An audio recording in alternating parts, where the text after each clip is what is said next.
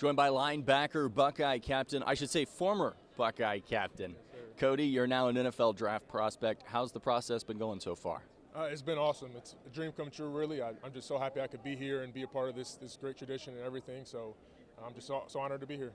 When you look at what it's taken to get from walking off the stage of the celebration in the shoe to now, what have you been going through? What's your preparation been like?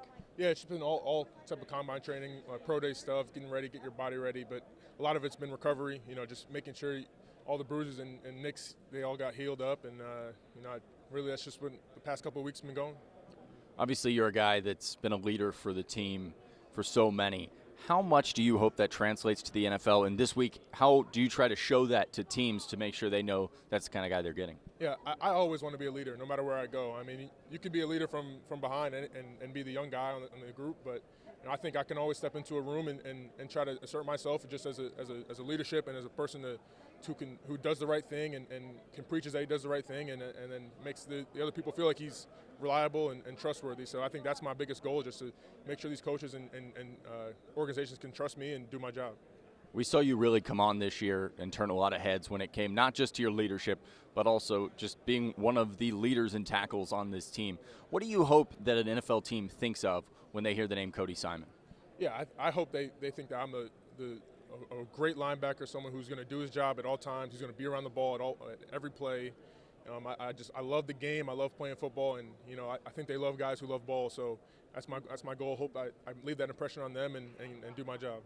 All right, I got to ask you, celebrating that national title, has it hit you yet? Has it, the hardware's still coming, you're waiting on the rings, but you've been a national champion for more than a month now. Yeah, I mean, it's always something waking up and you realize you're still champions. It's a pretty cool thing. I mean, I know when we'll get those rings, it'll be a whole nother like sensation of just happiness and joy. But I'm looking forward on a new chapter now, but you can always reminisce now. One quick question on that last chapter. We've heard so much talk about this meeting after the Michigan game. I wanted to ask, what went into that in your mind, and kind of what was that conversation like that propelled you guys to a national title? Yeah, I've seen a couple of those videos too. I mean, yeah, I would obviously never get into full detail about what was said, but I mean, it was just a lot of frustration. A lot of guys wanted answers, and guys wanted to make sure stuff like that. You're not supposed to happen. We were supposed to win that game. We were supposed to go to the Big Ten championship. So there's a lot of frustration, a lot of anger, but then a lot of healing too. We came together at the end of that meeting, and it really, I think that was part of the reason that propelled us to the championship. It was a lot of emotion, a lot of love for each other, and the brotherhood really prevailed right there.